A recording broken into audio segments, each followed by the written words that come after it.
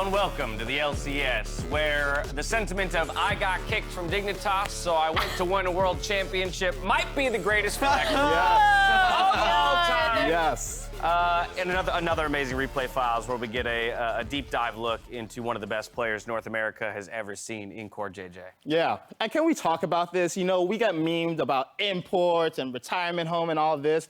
This is the American story, right? A guy starts off kind of at the bottom, you know, he leaves, people aren't, betting on him, right? And he completely changes his public persona. He comes back to America. He's like, I'm gonna make not just myself the greatest player I can be, I'm gonna take everyone out with me. I love that. Comes back a champion.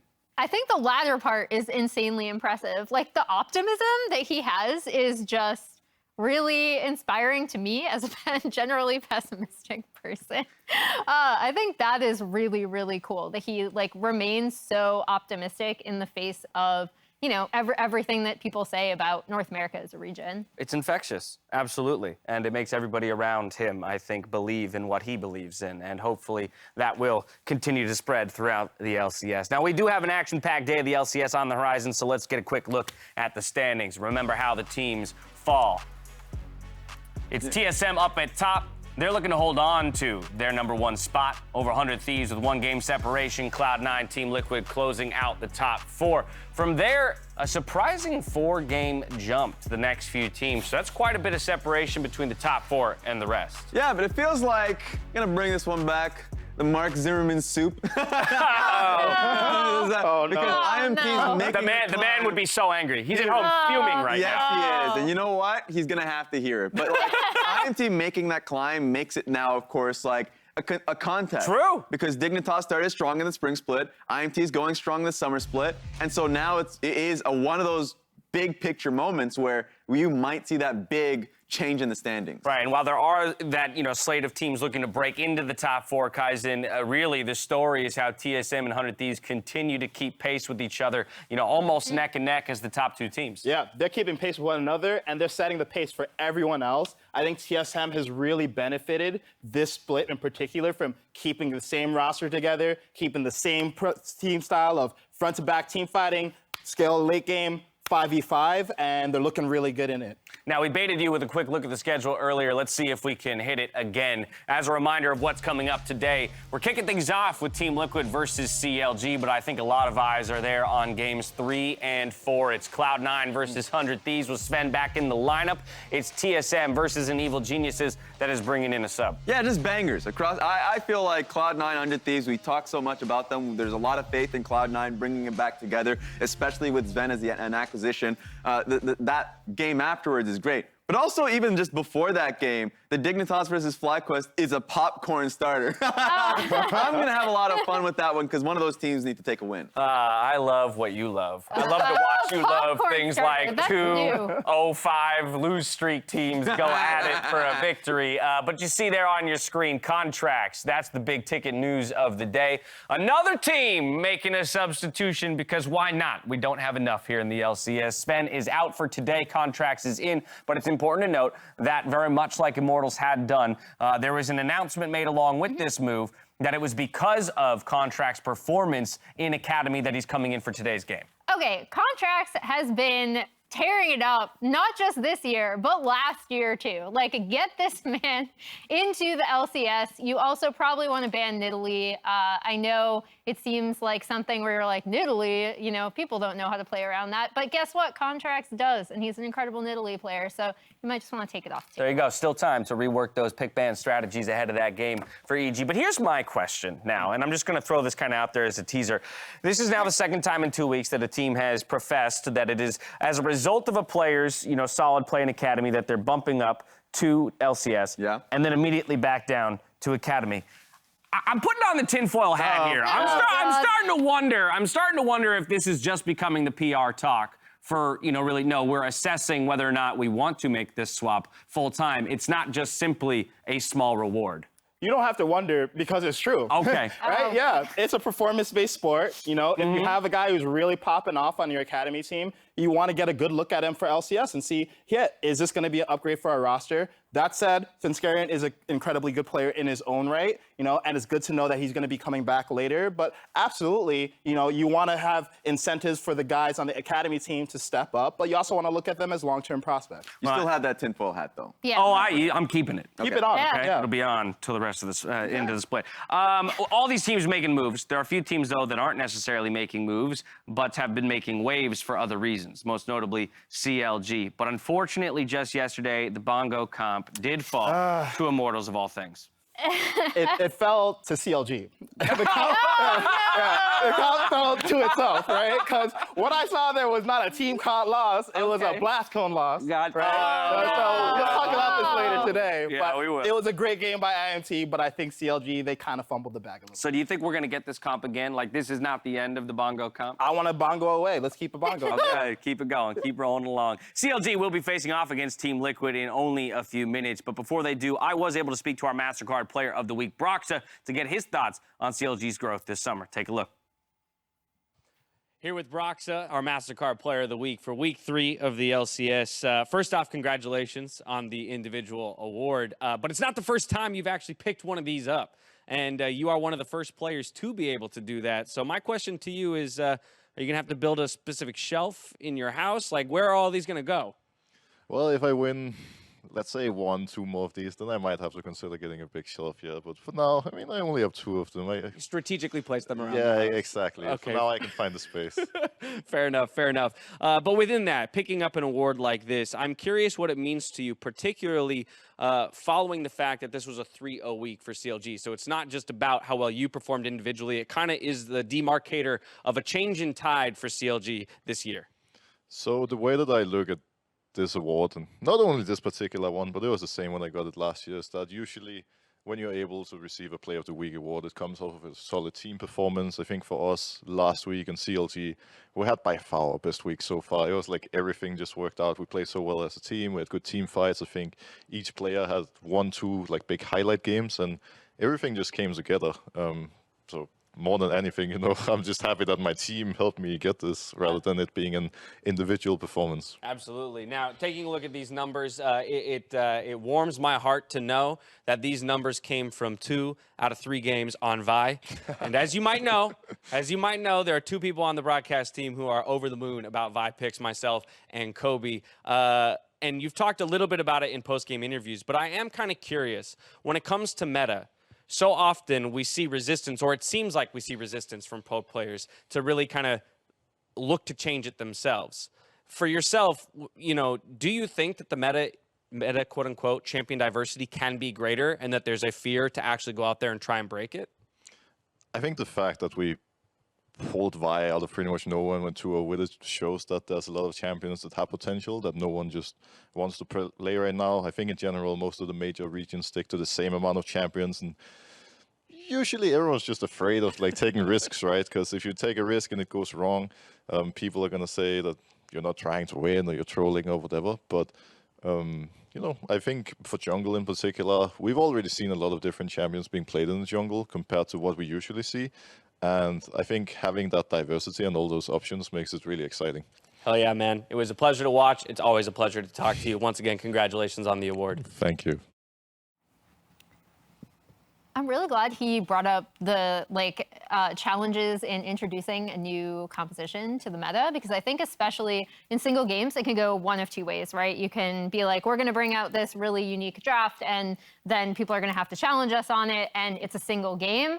Or, because it's a single game, it matters so much. I do think that IMT's response to the so-called bongo comp was actually really good. It had a ton of disengage, and you saw some of the things that we'd been talking about when this composition first came to light, which is when it does get separated, when they're not able to all collapse, and if it does fall behind, it's suddenly a lot more difficult to execute.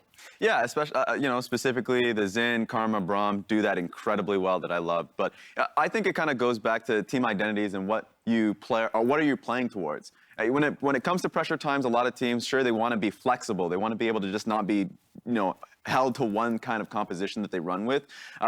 But then, of course, when it comes down to playoff times, they just go straight towards, kite back protection comps or something. But CLG, even if they lose the Galio Vi, they will play. Like the Lissandra was a good example that Pobelter still went to. Dive, team fight, multiple engage points within their compositions. That's just what they feel like who they are. Yeah, and I think they should commit to it and just keep doing it. Even though there's been a bump in the road here, I think CLG can go back and look at their game and say, hey, look, we actually got caught out in a situation where, 9 out of 10 times we can identify prior that we don't want Broxah getting caught out in jungle. We don't want Wild Turtle in this position where he's blast coning into the team. We don't want Pobelter following up on a lost fight already. So I think if they can continue to focus on their comp strengths, taking the fight to the enemy and constantly initiating, they'll be fine. Also, as a team that is fighting for playoff contention, this is not the time to switch. So I think CLG commits to the bongo. Yeah, and I align with this thinking. I think what's interesting, though, and I'll just call this out, is that Gil Hodo himself tweeted out yesterday after the game something to the effect of, and I'm paraphrasing here, why not give the comp that we know CLG wants to them and specifically craft a strategy against it. And that's just, again, maybe what to the detriment of having such a defined and specific style is that people know what to expect and can plan for it. And I think made more interesting when we consider their opponents today, Team Liquid, who, yes, going through a number of changes over the last couple of weeks in both support staff and the roster itself, played quite well yesterday with Armeo in the lineup. And I'm curious if they've given enough thought about how to dismantle the strategy that they can expect will come forward from CLG. Absolutely, I think so. I think Team Liquid as a squad, even when they brought in Jenkins, they really didn't move. They weren't perturbed by any of these changes. They're a slow-paced team. They play by the book. We just saw a piece from Core JJ with the winning mentality that he has. Regardless of the pieces that come into the team, and just yesterday we saw what it looked like with Armeo in the lineup. They really didn't lose much of a step going up against Evil Geniuses. So I think that the problem with that composition that they run is that the setup, you're not going to have first dib at setup. And going into enemy vision is always going to be scary. So I think CLG is going to have to recognize that. They're going to be going up against a tough team today. I want to see how they adapt. And it comes down to execution, right? Because a comp like CLG's requires commitment and execution from the entire team. But I actually do think that TL are pretty well set up to counteract this just because of their natural style seems to be kind of, again, waiting it out, playing comps that kite back, playing comps that facilitate tactical and team fights, stuff like that. Well, the teams are already out there on the stage, so that means it's time for me to hand it over to Freak and Kobe for the cast. Gentlemen, take it away. Thank you very much, Dash, and thank you, Analyst Desk, for all the intros in the day. I am Freak, that is Kobe, and we are, once again, the mint-condition first edition casting duo. I like it. First edition, we were here at the beginning of the LCS, still going strong. Yes. Not as much meme value as Doug Duo, but I'm still a big fan of this one as well, and it's wordier because it's more interesting that way. This is going to be a lot of fun here. CLG had a 3-0 week. TL's ex-jungler Broxah, of course, on the roster, player of the week in that one. CLG seemingly have their own style. It fell yesterday to Immortals, some to their own play, as Kaiser would tell you. Otherwise, though, we have Team Liquid, 4-time LCS champions just a few years ago, looking to make their return back here to the big stage. I really want to jump into the bans early on with this matchup because these are two of our teams that have most frequently let Gwen through. Neither of these teams have a super high priority on it. CLG banning it out already here is a little bit surprising because Team Liquid, they have shown that they are definitely not going to ban it. So, they're a little bit scared of giving it over. Finn has not fared the best either with or against the champion. Yeah. So it seems that they are recognizing, yes, you have Jenkins. Jenkins is willing to play Gangplank, Akali. He'll probably play the Kennen into it as well, and they don't want to let that one sit up in the picks and bans. So I like the takeoff here. The Akali I mentioned, though, giving that over instead of the Gwen seems very dangerous to this team, as it is one of Jenkins' most favorite played champions. It is Jensen's, in my opinion, best of the melee mid lane champions. So I'm actually still surprised here. They don't even pick it up early on, and CLG just goes straight for the early game power of Xin picked up, setting themselves up for those AP solo laners, and probably Tristana bottom, I would think, for Wild Turtle. This is one of the best Tristana players that we have in the LCS. Could be a Pobelter pick, but that's really just not the way that CLG have been trending. Yeah, absolutely. It makes sense to me that it probably is bot lane. The fact that it can be flexible, certainly you can hold on to that one for a little while. Also removes one of the safest AD carry options for trying to find ways to dive the backline in case we get more of the bongos coming out and we get some exciting music here. And Nikali just grabbed right away. So a pretty aggressive TL composition, not a ton of ways out, at least for the Varus. We'll see if the support changes that one. I feel like this is just such an insanely good opening draft for Team Liquid. They get so many things that they want. The Akali and Lee Sin can be swapped. I haven't been like a big fan of Jensen Lee Sin, but he had some decent kicks there. I definitely think that either solo laner could be a very deadly Akali. Bongos activated still. and the Varus has been the most critical pick for Team Liquid. Tactical has been insane. Varus, his skill shots on the Varus and the Ezreal have had upwards of 90% accuracy in pro games, which has definitely been insane. Yes, Lissandra is locked in again, and this is always good versus a lot of these all-in melee champions. Problem is, it is a little bit difficult when you have so many angles coming through, and you do have hard CCs. Like Lee Sin kick, Lissandra is not inherently tanky and needs to get off one of those stasises. So if you are slow, if you don't get it off in time, then it completely crumbles. I will say that she works so well with Xin Zhao, though. So very excited to see what CLG can do early, because Xin and Lissandra should be able to push in Akali no problem and get some mid-jungle roaming. So CLG thinking that Lee Sin jungle is quite the possibility as they're banning Sylas out, thinking that may still come through as a second option. As far as the interactions go, I have a question for you, because I know you play Xin Zhao. Does his W reveal counter stealth or not? I don't believe on Akali that it's going to be that it's going to help.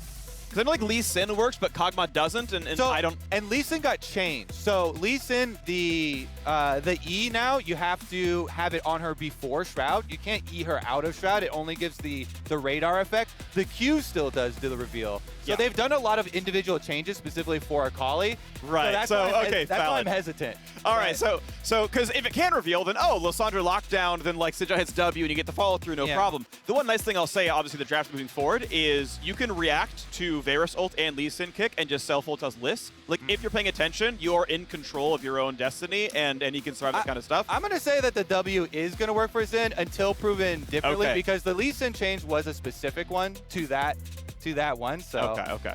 I'm gonna hope that it does until proven wrong. Here we go though. The Sejuani, possible top Sejuani. Lee Sin and Sejuani definitely are flexible here. But I think Armeo played Sedge yesterday, so I'm like, he's probably just reprising the role. It is, but I want to keep it open because Alorum specifically keeps on trying to sell it. He's got like 40 games of Sejuani top in a row, so I'm waiting to see it. They use it pretty decently in the LPL. Regardless, though, it is going to be our bottom lane, very aggressive. Finally locked in here for Turtle and Smoothie with the Rakan and Tristana. That is extremely volatile bottom lane. Yes, they're trying to play into the Tom Kench with the Varus, but you can definitely go for kills on that TK early on, especially if you watch. Some of the Tom Kenches will put 2 levels in their tongue for more aggressive laning. And that's definitely something that would be beneficial versus a Tristana Rakan, unless you get ganked by the Xin. So can path down there and punish that early. All right, going to be a lot of fun to watch for CLG. Still plenty of engage tools. One of the only teams in the world to still play Lissandra, but they like the active engage buttons. That's the comp for them. Team Liquid do a bit of their own style as well. Not a lot of jungle Sejuani out in the world, but Armeo certainly seems to like it. It has worked so far. They've won with him, as Santorin is out on medical leave. Alfari is still on his break to the end of the week. TL will eventually kind of re-look at the roster, but for now, it is Jenkins the top lane, Armeo in the jungle, and so far they have been winning. They have the 3rd best record of any team in the Summer Split so far, and that includes Jenkins playing virtually every single game. He has been a solid performer. Armeo, so far so good, got their win yesterday. And the rest of the squad doing their very best to stick up to the level of, heavyweights like Core JJ down at support. And for CLG, they have also found that revitalized sort of run in summer, playing a lot more heavy engaged from Belter on Galio and Lissandra, and it's been a pretty decent run. We'll see if CLG can keep that one going. They have finally tied for 8th as of the end of last week, and are keeping that push going to climb the standings, now up against one of the heavyweights in Team Liquid. Yeah, I'm incredibly excited specifically to see if CLG can pressure with this mid jungle, with the Lissandra locking, because Lissandra is one of the most maligned and memed on mid laners, along with Malzahar, as far as being on CC duty. You saw him hover it, right? Back to Lissandra, memes aplenty, Malzahar, these kind of lower skill expression champions that have incredible power and incredible usefulness and continue to find their way back into pro play. But their good dodges, nice fancy feet there, even with the early slow coming out. But again, it could be something that they can utilize early on, because still your point about setting up the Xin W is very big. You know, if you have any sort of CC, a lot of the extra damage for Xin was put into W. Being able to land that, you being able to join the Lissandra from a very long distance, you can have some of those big plays. We go. Pro view matchup in the bottom lane. The Turtle of enormous girth on one side and Tactical on the other. Only one of these is on Tristana. It's going to be Turtle on this side around. But hey, one free POV matchup every single game. Again, in this one, it is bot lane. Stay tuned for this one.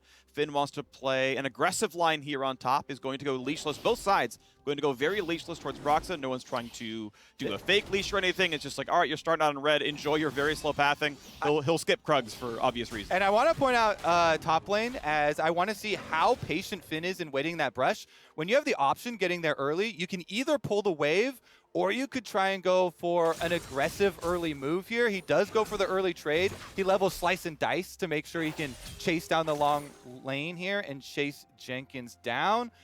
I think he would have gotten a bit more out of it if he'd have been able to pull the wave, and basically what you do is pull it to the side, then drop into the brush so they focus fire on the first melee that you have, and you can try and deny that first melee of experience if you know the opponent top laner is pulling. Dash, decent damage. Does get second E. Hit the tail end of the cash minion on there. So a couple of good trades now for Finn right now. Doing nicely. By the way, for all of our Spanish-speaking friends, check out FlyQuest's Spanish co-stream at twitch.tv/FlyQuest. As we keep watching Finn look for some lane domination here, as somewhat expected on the Renekton. We check in on jungle pathing, and again, it's a Krug skip for the Xin Zhao. Right now, both junglers on 3 camps, and we'll see if they fight for bottom scuttle. Right now, mid pressure for CLG, but bot pressure for TL makes that fight a bit close. Yeah, I think it would be pretty risky for Broxa to be able to do anything about it, as Varus is so good early on at harassing, pushing this Tristana in. Tristana starts out such low range, and Tactical, again, if you're looking at that free pro view, look at how he keeps his camera. Is this first blood into the turret? Has to run away, gets ignited, but be careful. Finn, of course, he has TP, he can get back in a lane. Jenkins will do the same, and he's hatching a ward. So this can be an easy recall stop if Jenkins is willing to do it, but I believe he doesn't want to drop the CS and risk getting flash stunned on. Really good play by Finn. He's not looking for the full commitment there, just wants to get the ignite out. So burns the early cooldown, and as we were talking about, Broxa would be so dangerous for him to go to the bottom side with the Varus Tahm Kench lane and the control that Tactical Core JJ have over bottom side. So Broxa comes up towards the top side, gets the top Scuttle Crab, and it's an easy play there for both sides. I like the sort of handshake calling it on this one. Meanwhile, it is going to be able to bounce. Nice stealth, just in time to dodge the W stun, and honestly, with Finn shoving the wave in, may still force it to bounce as the wave is still once again collecting under the turret as Broxa. 100%. So, the easy judgment for freezes is if you can keep it right in front of your turret, you need 4 ranged minions from your opponents to be able to do enough DPS to keep it frozen there. Yep, and so it's going to slowly push towards Renekton, and right now Xin Zhao is topside, so theoretically if Jenkins overextends, he can be ganked. It's a flash as a Kali, his TP is down, his Ignite's down for any counterplay. But Broxa is just back through cycling. And he's cycling top to bottom, so he's going to often just spend more of his time towards that bottom lane.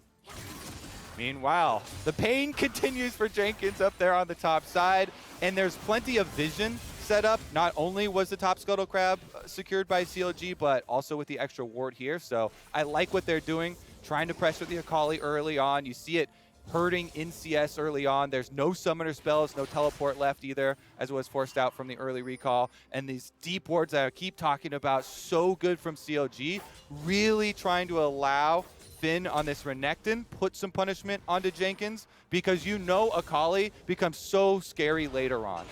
Oh, trying for the play. They saw Core JJ walk over. Flash for Tactical. Devour is up, but is there a re-engage at 100 health? Whoa. The second rocket jump puts the Earth on his back, but no! no! The first one comes through to Tactical. They've knocked down Smoothie. The TP in for Pulitzer only gets a second kill. The confidence there from Team Liquid. Tactical spits right back out into his face, and they get the first blood kill there and draw out the Lissandra teleport while Jensen gets to push in this mid wave.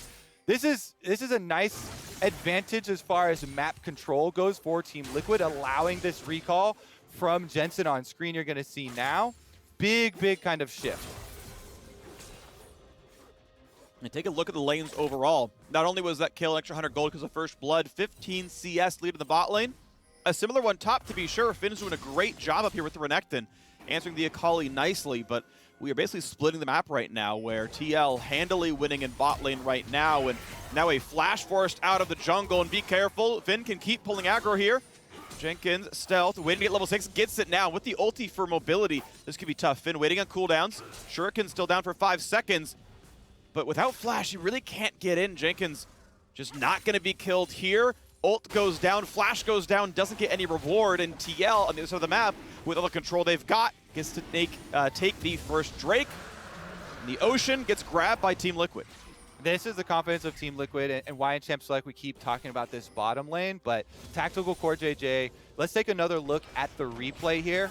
Tactical does get hit with the initial rocket jump there from Wild Turtle, flashes the W from Rakan to get back out, but then with the exhaust coming back down, that confidence and working back through with the extra minions pulling them up to the brush, really nice movement there from the TL bottom lane to turn it back around and actually go for the kill on the squishier target to get the first blood cash in. The game is still very close, though. You've got to keep in mind that the gold is virtually tied because of extra lane leads. Jungle farm is identical.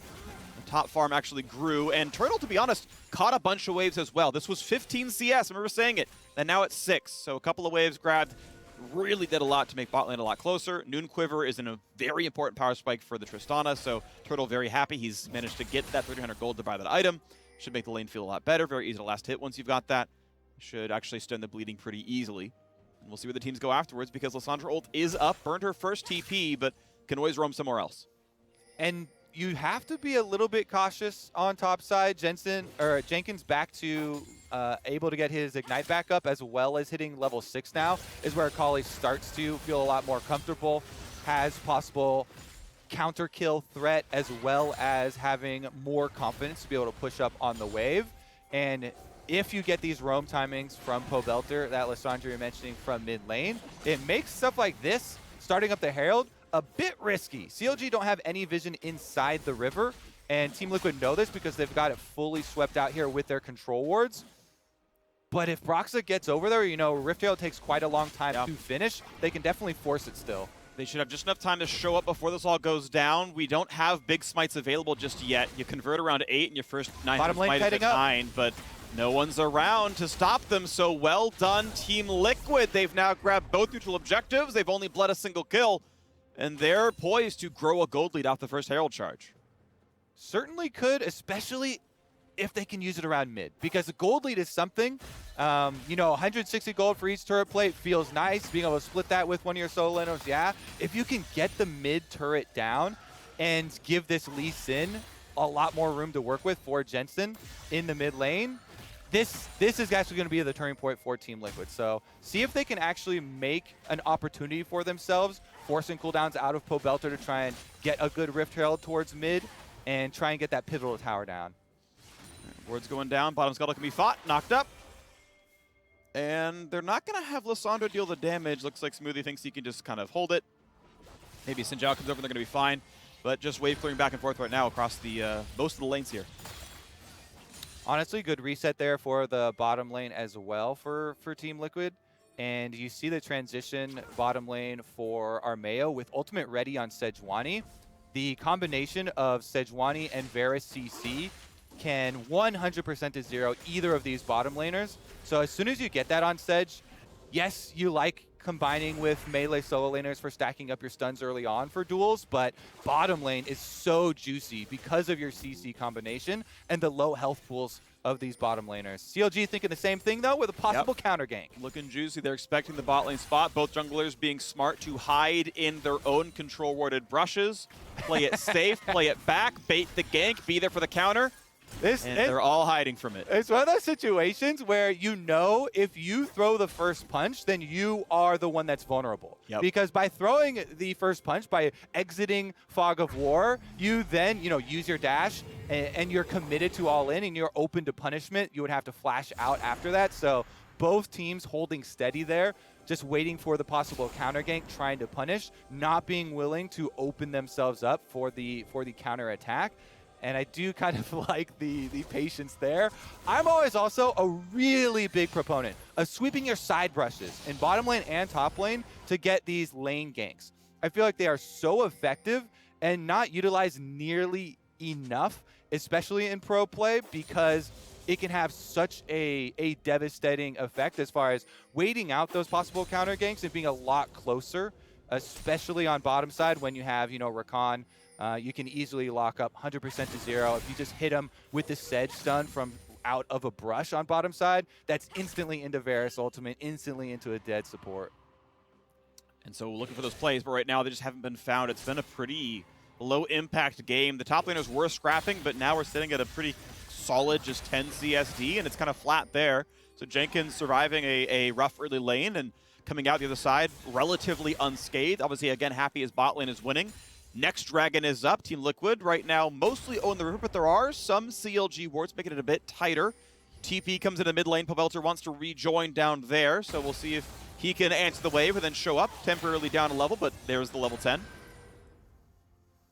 All right, we just keep trading waves in mid, looking for possible opportunities. Now there's no teleport on the side of CLG for Lissandra, for Pobelter, though. So they're a little bit down as far as mobility, and you can see how Pobelter's trying to make it up. Every little 30 seconds, you basically hover halfway from your lane, trying to cover in case your opponents try and take advantage of your teleport discrepancy.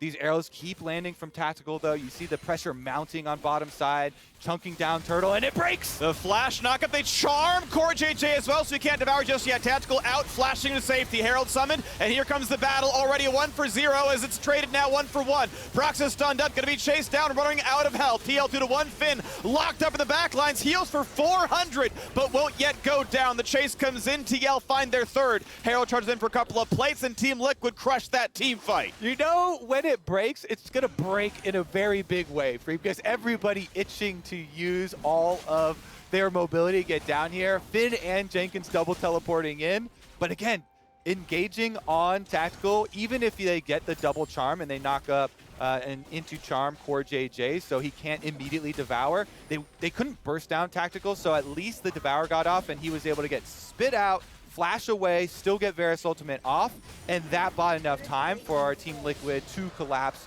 get the extra kill for themselves, and turn it into a lot more. So that's turret plates on mid, plus Dragon, plus the Rift Herald charge on bottom side. Here's another look.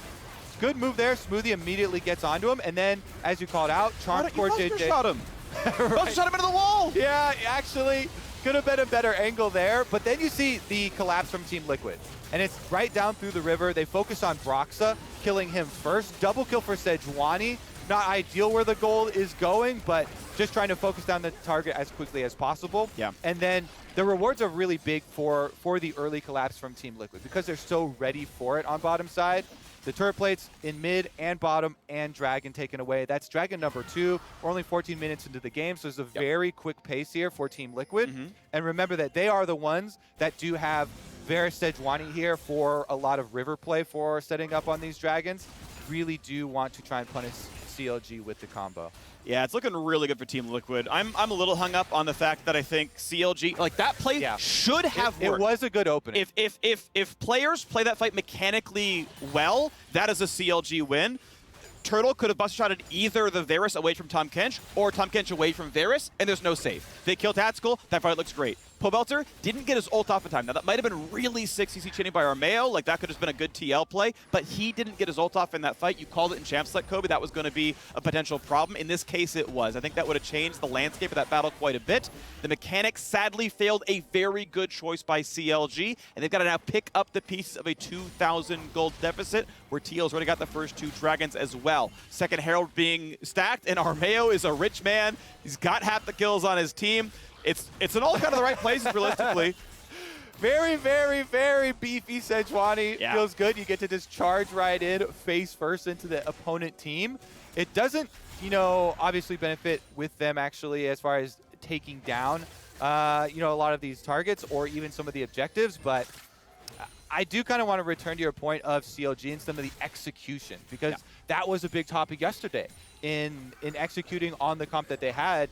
There were some misplays, you know, blast coning yourself over into the river and then dashing wrong way, you know, gale forces in opposite directions, and these types of things where if, again, you're picking Lissandra, and one of the biggest things is always timing with this champion for getting your stasis off, or either your ultimate or when you get to Zhonya's, as well as, you know, building off of what Smoothie did, because Smoothie's initiation, I think, was exactly what you want. He had snap initiation with the Rakan, got the primary target, charmed off the Tahm Kench as well, but weren't able to finish it out, and Team Liquid, because of that, are sitting very pretty in this game, Freak. They have gotten both Rift Heralds, both Dragons. That is all of the early game neutral objectives, and they're also poised to get all of the early game towers. First tower kill is still available here for the extra bonus gold, unless CLG were able to make some big punishment on top side with 4 people right now and use Tristana to take down this turret.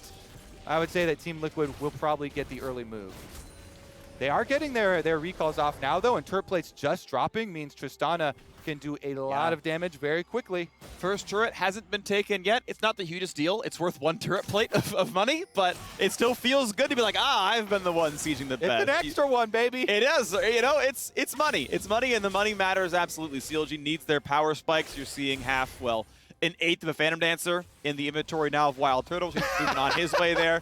Neither of those is correct. Actually, more like a quarter, but we're going to stop now. I like the switch in currencies, though. You know, start valuing items in just fractions of other items. So this is something I've been thinking about for a while, and I'll probably do like a longer synopsis on. But basically, items aren't worth the gold they're actually worth, because completed items are worth so much more than their components. Like, just across the board, you know, 2,000 gold of longswords is way worse than 2,000 gold's worth of a Phantom Dancer, assuming it combines the item, because it's just so efficient. And so that's always what matters, is like, how close are you to the power spike? Did you hit the power spike? No? Okay, no one cares. I mean, if you want to get real philosophical, money, not only does it not buy you happiness, but actually money is not going to win you a team fight.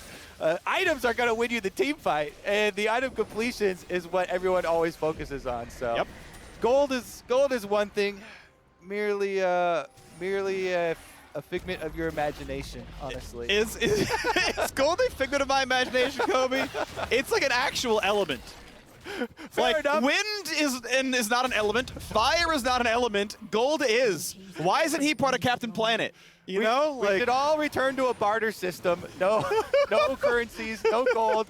Dragon number 3 started up, though. What are you willing to barter for that? A teleport at least. At least. Here we go. CLG wants in, but TL have been the gold standard for river control in this game, as they're looking to knock down their 3rd dragon. Finn is ulted. Brox is in. Big damage. Tactical gets eaten up by Core JJ. Nuggets come in. Charms afterwards. Tactical. He's going to drop 1 for 0 CLG. And it's time to go for more. Lee Sin picks up a trade kill. And it's time to run away. Smoothie flashing to safety. Jenkins still wants in, though. He's stealth and he's running around, but he does not have lethal damage right now. Finn walks up, tanks a Lee Sin Q, and it's time to go back on in. Armeo does not have smite, but Broxton does. This should be a CLG secure, but they don't know it just yet. So TL want the 4v4. Renekton comes in, looks for damage. Jensen forced to flash away, and time to walk right back out. Lee Sin and Jenkins come over the top at the 2 for nothing. The spike comes in, and it's going to be 1 traded. Now Turtle battling Jensen as the rest of his team dies. There's turrets to keep him alive, but TL win yet another team fight. And are they actually even going to continue chasing Wild Turtle here? Jensen's keeping him in jail. They've got him boxed in. How does the Turtle get out of this one, Freak? He doesn't. The minions spot him as well. He's trying to juke, but he's... Yeah, there's a wave there, buddy. I'm sorry. There was nothing he could have done. Nothing would have changed that outcome, I don't believe. Either way, it is picked up. Team Liquid with the delayed ace, with the third dragon, and the driver's seat in this game. Oh, man.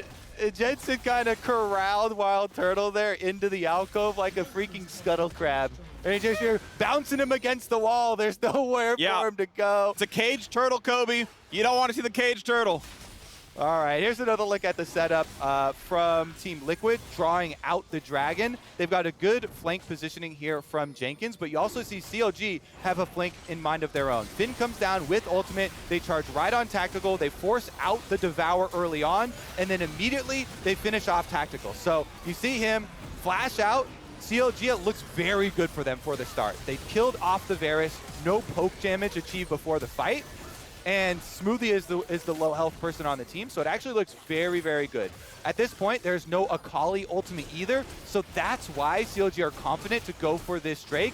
But Finn going very deep here onto the Lee Sin, and then the flash from Jensen avoids Rakan, allowing this super beefy Sejuani that had so much of the early gold to just charge right back in and open up the opportunity there for the double melee solo laners.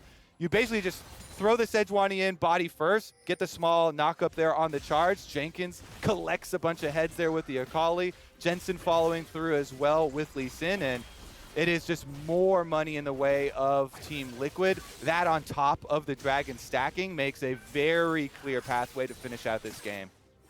Looking good for Team Liquid, ready to keep kind of going as they started. They were already one of the dominant teams in the LCS, went to Game 5 of the Spring Finals, and now here to just kind of pick up the pieces and complete the job here against CLG. You're looking by far to be the better team. I mean, twice as many wins over the year. Certainly a little bit of what you expect as Finn tries to push away. Jenkins gets the stealth under the turret, stays alive at 120 HP. Ults in! Oh my word! Jenkins with the solo kill against Finn. That is a slow clap right there for Jenkins. He goes back in on the Akali E right under tower, knowing the timing on his ultimate right there. So sick. You love seeing those plays, the confidence of this player coming up from Academy amidst all the turmoil within Team Liquid. They stick with Jenkins in. They win yesterday. Another good look for him here on the Akali, even after getting bullied early on in lane by the Renekton, as kind of expected. Always love to see going back in for kills like that. Definitely a nice little outplay from him. Execution damage done and calculated quite well. Now, though, Finn, I feel like has been trying his heart out this whole game, putting out a lot of pressure. Broxa, though, he might be in real threat here. Stuns just chained together. Lissandra comes up, so does Rakan. But do they have the damage to kill anyone? Sure, they've been CC, but the health bars don't drop, so Team Liquid get the 1-0. And CLG left waiting to find something to do. Yeah, and I think your point there about lack of damage is the real issue here for CLG. They go on to Tom Kench, though, Core JJ. Thick skin popped. He's going to get rooted in place. A great W by Powelter, but how about the chase back in? The snipe. Zonia's comes off in time. What about round 2, though? Finn walks up the tank at Armeo. Dropped low, but be careful for Renekton. He's taking a lot of damage done yet again, and the kill comes through. Well played as Varus gets the snipe. Wild Turtle gets dropped as well after the turtle falls, and the turret does as well, and it's another team fight. The Team Liquid wins. And Tactical on the Varus again. Arrow after arrow after arrow. Jenkins as well, opening up space there with the Akali. Team Liquid don't look like they're gonna drop a game so far this weekend. Freak definitely cruising to a Dragon Soul for themselves. Broxa here just does not respect the Sejuani. W lands as well, and that's an easy stack up of the passive. So Team Liquid are starting this out with the extra numbers advantage. Good collapse there from CLG. They even got the Varus ultimate out. As you saw, Tactical try to follow up. Varus ultimate barely misses, doesn't tag anyone. And they feel confident to go back in here because you see the ward behind Baron did get vision on Lee Sin, so they know this is just a 3-person group from CLG, and they try and burst down for JJ. Do succeed in that endeavor, but it's the counter engage. Jensen, Akali, right back in on them. Chunks down Pobelter, gets out the Zonias, and all the return damage here. so well calculated. He goes back in with R2. Tower's about to fall down, so he can finish up then again on Wild Turtle as well. And there you go. That's your Dragon Soul as a reward too for Team Liquid. Now all that's left is to close this loop. Yes, they have possibilities of sieging, but honestly, their turn off of Baron is so scary with Sejuani and Varus, the combination we've been talking about this whole game. So all they have to do is start up this Baron. Lee Sin with the current builds can basically tank and start up Baron without a lot of cost at all, easily life steals and is able to sustain off of it. And then you have a very big threat of turning. With your Sejuani ult and your Varus ultimate, you can take a pick off of anybody on CLG and punish them this way. And the 6,000 gold lead is going to let them continue to punish and punish and punish and push in. Very early Cloud Souls we've talked about. And now we get to see what the rest of the game is going to look like. When is it Baron? When is it Inhibitors falling? Minions dropping as Tactical shoots them down, and the team is mostly playing around the top side of the map. You can see CLG's vision very poor. They know that Baron's not being hit right now. They can see Tactical. They can see the river. It's kind of all they're going to get. As the poke comes out, the jungle's going to be claimed. 2 more autos. There you go. Grabs the red buff and just going to keep spamming out. Maybe he gets a hit one day. I also want to talk up Frozen Heart here just real quick. Maybe we'll see a pick, so we'll have to cut it short. But Frozen Heart has for so long just been an Ezreal item because of the synergy with mana there and building off the extra damage, making it crazy efficient. Yeah. But in itself, it is an extremely good tank item, and the aura often goes overlooked. Now that we're in this meta where there are so many melee carries and attack speed, and all these champions are going to be extremely close to your front line, I do like the pickup there from Armeo. Even knowing, yeah, he got a lot of the early extra kills, it's going to provide a tremendous value as far as, shutting down the Xin, shutting down some of the Renekton damage, and even if he can get close to Wild Turtle. So very, very secure setup here for Team Liquid. And this is the Baron start we're talking about. You see there's no cost to starting up Baron for their health. Jensen can easily just spam shields to stay in there, and they can look for the pick. Smoothie gets the ward over the wall, so now CLG knows what's up, and they're almost going to have to go for this play at some point. No good TP wards for the Renekton, but you have to believe it's got to happen at some point. Wards go down, Smoothie runs away from Jensen, and now the fight has begun. Big damage to the front line. Brax with the ulti stays alive for a very long time. Now the charms come in. Turtle, he's dropping low. He's not dead just yet, but it's time to plow through. TL picked up 2. TL picks up 3. Looking at number 4, just like the banners on the backstage, as they're going to go ahead and knock down Finn now as well. Yes, they will. Back to back to back to back. They kill CLG, and then return for Baron as number 5. And I just like the clarity on TL. You see, they didn't even have any damage dealers inside the pit on Baron. This whole time, they're just calling, yeah, we're just starting it up to lure them here, looking for the turn, looking for the pick. Tactical up behind a red buff, even looking for it. And as soon as CLG get close enough, good charge in, Jensen over the wall, Armeo following, and they're able to take down the members of CLG before then picking up their rewards. No risk required here from the side of Team Liquid. Yep. Meanwhile, Jensen's been chasing Turtle around the Hide and map. seek. Second rocket jump. Q doesn't land, but Core JJ and Jenkins are on the trace. Yep, goodbye. Okay, that doesn't do anything, I don't think. The E's still going to follow. Indeed it does. Goodbye, Wild Turtle. I don't know how you got there. It also doesn't really matter. At the end of the day, Team Liquid are crushing. Another turtle has failed to make it to the water. Throwback. Honestly, though, here's a look at the turn. Core JJ just decides, yeah, we've got the Cloud Drake speed. I'll just turn and walk right at the Xin. All they need is a little bit of a slow, and there's the collapse. Full all-in dive, chunking down both members there. So you see CLG only get a little bit of return damage onto Jenkins, and he's got the Zhonya, so easy dive follow-up there for Team Liquid, and this is going to be another win for the squad. Racked up here in summer, really starting to smooth out some of the things they've had to work through as far as roster changes. Bringing up now 2 members of the Academy team, with Armeo coming in basically flawlessly and seamlessly mixing in with the rest of Team Liquid. Clear game plans coming in as far as executing on their objective focus, and it feels like Team Liquid are poised to actually keep up this same pace for the rest of summer.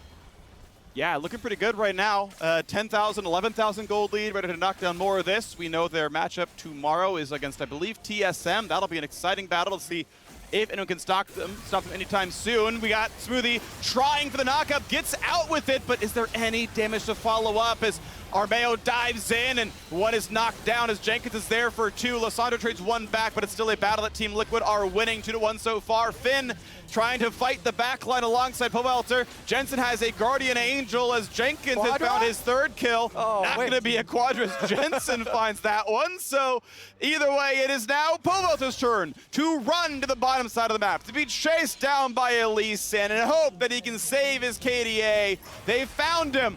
Tom Kench wants in, looking for that kill. Pobelter's on the run. I've seen this before from fellow teammates, but the Nexus turrets are falling. That's the important part. Sonar TP used. The Lee Sin kick is available, and it is kicked in time. So there's the kill for Jensen. Turrets under fire, but not a lot of damage. CLG will live to fight another 5 minutes. Woo! All right, well, that is going to be the reset streak. You get your 5-minute timer. Honestly, the Elder Dragon being available is going to accelerate that timer. I feel like Team Liquid, there's nothing really that would draw them away from this. Just reset and everybody go back to Elder Dragon.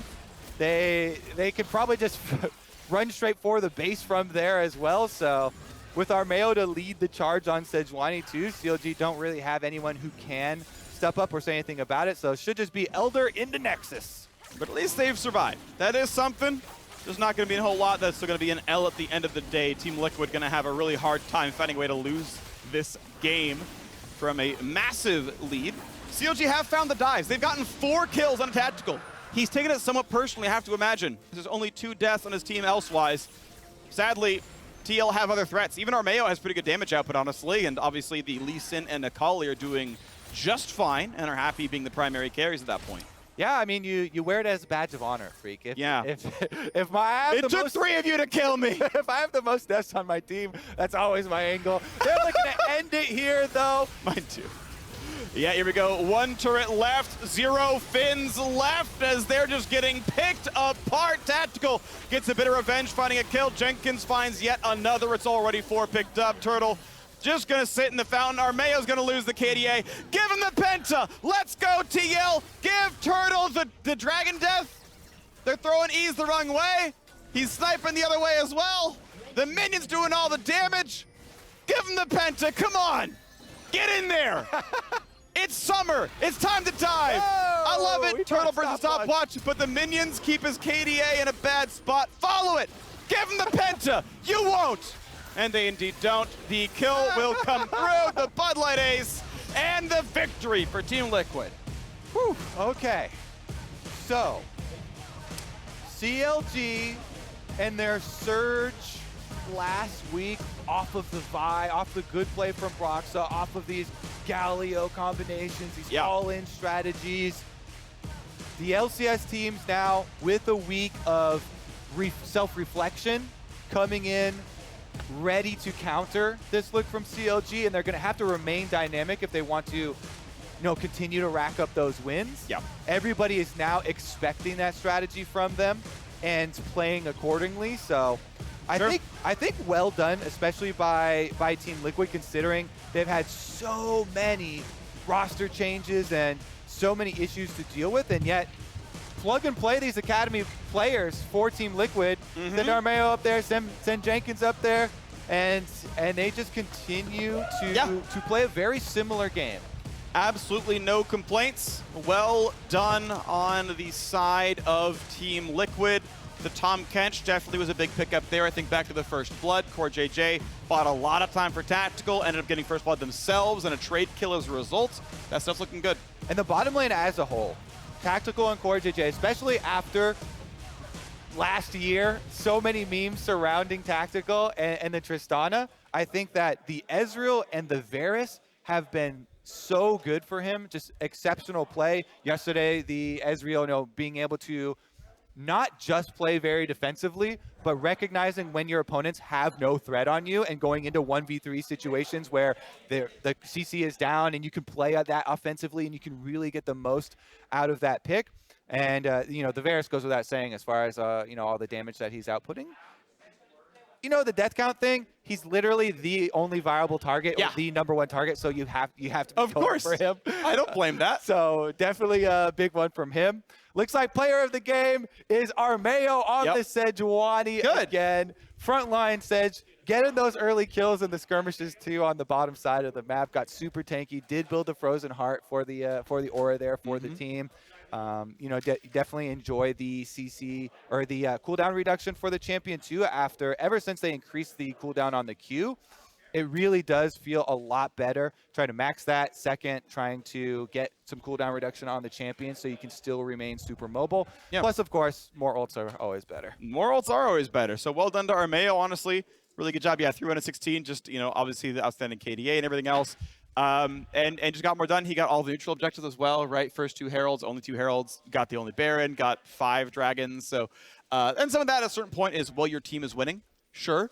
But I think back to the rest of what happened to the game, the top of 1v1 was actually really entertaining, really close. Finn nearly felt that 1v1 lead. And I think, like, if it was a little bit different, right? If there's 100 health that changed hands one way or another at just 1 point, and Jenkins is no longer taking over the game, I think this game can look different, right? And I don't think Finn, like, played bad or that, you know, he got, like, really outskilled or anything. But, like, if he won a little bit more, right, and Jenkins doesn't get to pop off in those fights, maybe there's no secondary carry and these fights start to look different. Because eventually it snowballs. I think that's, to me, right now, it's frustrating for everybody to play against Akali. But this is one of the most frustrating things because Finn did play quite well early on, punishing this Akali, getting so close to possible dive opportunities. And maybe if there was an earlier roam or teleport from Lissandra or jungle attention, really trying to force on that and get something. Because if you get so close and yet the Akali is still able to stabilize and get to that mid game, really big plays from Jenkins. So definitely props to him. All right, well, good job, Team Liquid. We are stepping away, but on the other side of the break, Lit Tigers is sitting with Jensen for our Verizon post-game interview, and we'll see you there.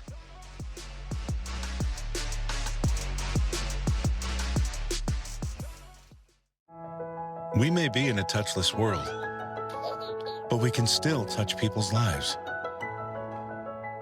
by staying in touch and showing you care.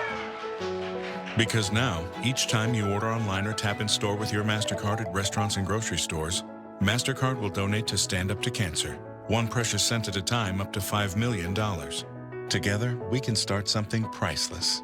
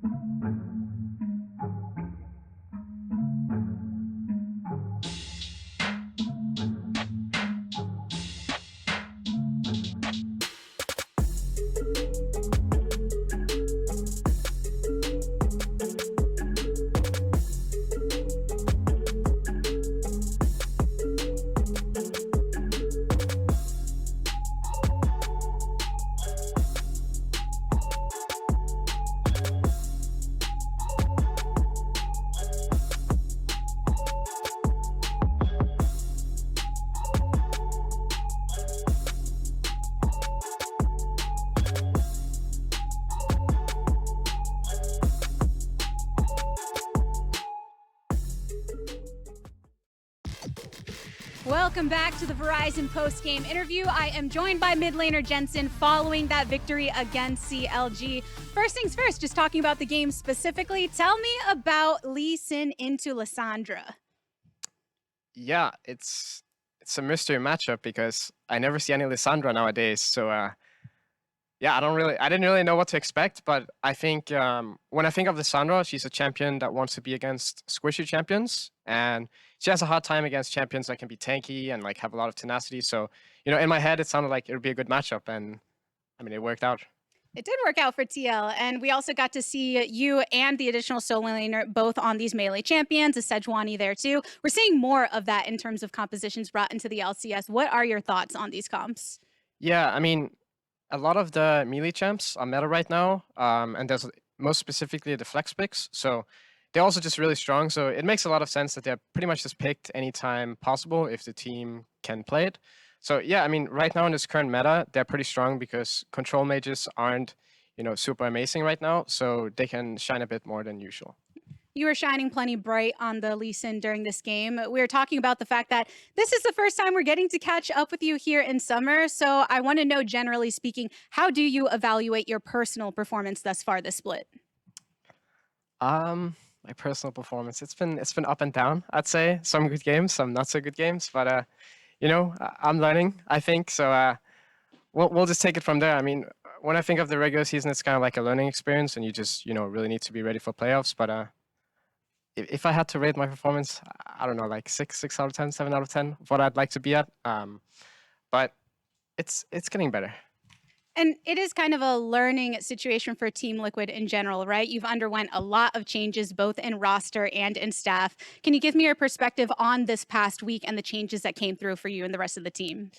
Yeah, I mean, it's been a chaotic couple of weeks, you know, just with everything going down. But I mean, ultimately, we did it because we think it'll be better for the team. And yeah, I mean, it's hard to really like talk about the details and stuff surrounding it, but we're professional athletes, right? We kind of just have to play through it, and you know, we're doing our best to just really stay focused on the goal, and the goal has always been for us to win. And you know, all the changes that are happening also is for the best interest of the team. And you know, I don't really think it'll like change too much in terms of our end goal. It's kind of just like a bump in the middle of the road. But yeah, I mean, it happened, and we just have to move forward. And I know it must help to have some of those people in place to help everyone move forward, right? You had Cold already before, now stepping into that interim head coach position. We heard Steve talk about how TL is unstoppable, and it's all about moving past that adversity. How are you internalizing that moving forward in the rest of the split to continue with that winner's mentality? I mean, I'd say I'm always a pretty confident player. So, you know, even if some things go bad, like it doesn't really like shake me or bother me at all. So for me personally, like, nothing too much has really changed. Like, you know, I want to win, and I think we all want to win. So that's, you know, we're just going to have to do what we can. Really quickly, is it a W against TSM tomorrow? We play TSM tomorrow.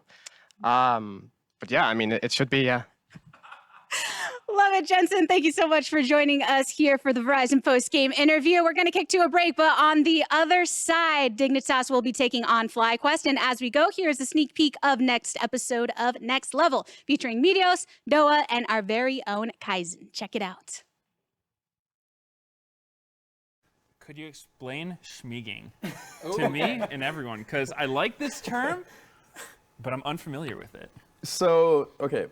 So I heard in League of Legends there was this meta in ranked, I don't know about the competitive side, where there was like this Scion, this version of Scion where he would just run it down. Yes. That is schmeeging. That is textbook schmeeging. But in Valorant, it's like just in my head, it's running it down, like just super aggressive. People like, especially CS players, no offense. Valorant player. Yeah, Valorant player now. Good. Yeah. But CS players that came to Valorant when I was doing this playstyle, this over-aggressive schmeeging playstyle, they would look at it and they'd be like, "What's this guy doing? Is he stupid?" You know what I mean? Like why is he doing that? But he's never gonna do this in a match. And then when I did it in a match and it worked, you know. So it's not result-based. It's just the act of going in. It doesn't matter if it works or not. Exactly. Just going in is. It's okay, literally okay. just the play. It's a playstyle. Okay. It's a playstyle. It's a lifestyle now for some people. Right. Yeah, I was just thinking, the Schmeeg Academy. Do you schmeeg in your life? You know, you sneak to the, go sneak to the grocery store real quick. You know? I mean, I have schmeeged around. Yeah, And then we evolved it into the sophisticated schmeeg, where it's a little bit more intellectual, and you actually think about why you're doing it. More you know, woke. why are you running in, or there's an actual purpose as to why you're going in. The book on your head. Yeah. We're about to speak on A. Okay. People saying it's all like ASMR, the cold crush on my beat, how we rock the Casbah. ES back at him, savage like Black Adam. Fast tracking the back and forth to blast at him. You ain't worthy, so you don't get no reply. But keep an open eye, we kick it like Cobra Kai. Action, as I continue where we left off. As I continue where we left off. Action, as I continue where we left off. I give you credit for giving it trouble.